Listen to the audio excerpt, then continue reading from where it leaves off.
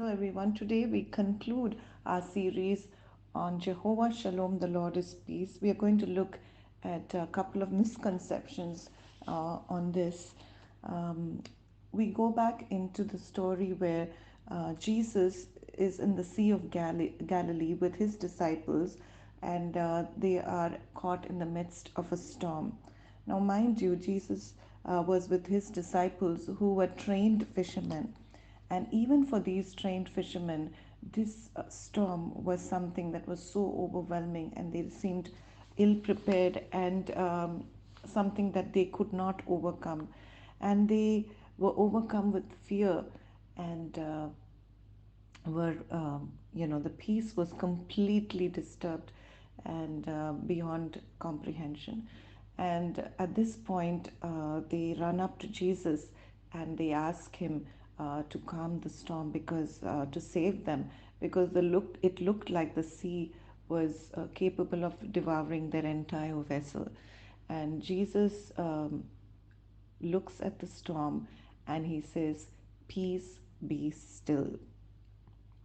So, this is important to note that in life, when we go through the storms of life, we have a God who we can go to at any time, whatever we go through in our life. And there are storms that come up in our life. It could be personal storms, and in the recent years, COVID took the entire world by storm. And yet, as we prayed and as we called upon God, we did receive His peace because He is the only one, especially during COVID times. We would have realized many of us realized, we started these little prayer groups because we realized He is the only source of peace and He is the only one who could get us through the storm and calm us through the storm. And the interesting thing to note was, as perturbed as the disciples were, when they went looking for Jesus, guess what? He was fast asleep. And that is the kind of peace we receive from Him. So, in the midst of a storm, Jesus was sleeping. So He is the source of our peace. Now, this is not to say, this is the misconception that if you are close to God, if we are close to Him, that we will be devoid of all the storms in our life. No, that is not what God promises us. What God promises us is this, and listen carefully. He does not promise us a life without a storm.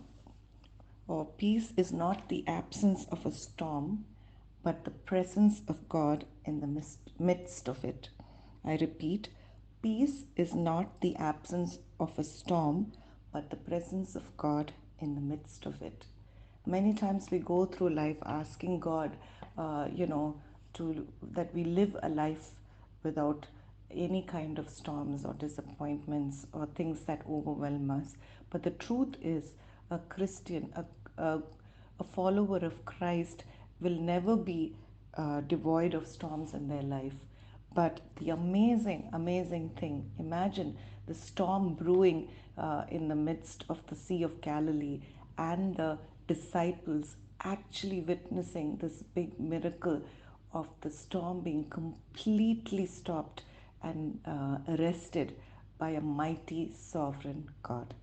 And this is what happens in our lives too. Don't be afraid of the storms, but call upon the God who can stop the storm, and He will show you miracles beyond compare. And this is the beauty of being in a storm. And so today, I want to draw your attention to something that happens every Sunday in our church, where we the pastor asks us to pass the peace with one another, and he always says, "The peace of God be with you," and the congregation replies, "And also with you." This is also to say that we cannot live a peaceful life without being at peace with one another, right? And before we approach the altar to receive communion, His body and blood, we need to introspect and see if we are at peace with one another, with our friends, with our family, with our congregation, with our friends, and neighbors, and everyone that God has put in our lives. This is so very important. If any of you are familiar with this term, I have Muslim friends. When we meet, the first thing that they say is Salam Alaikum, and the response would be Alaikum Salam. And in all the three monotheistic faith, where they worship a single God, that is the Jewish faith, the Christian faith, and the Islamic faith. This is a common thing. And in Hebrew, it goes like this: Alaikim Salam and Salam Alaikim. So, which means exactly what we say or we mention in church, and that is, the peace of God be with you and also with you. So this is been a very important part of all the three faiths, and that the peace of God reign in our hearts at all times. Difficult times will come and go, but He, our God, is sovereign, and He is Jehovah Shalom, and He is our peace. He is Jehovah Shalom, the Lord is peace.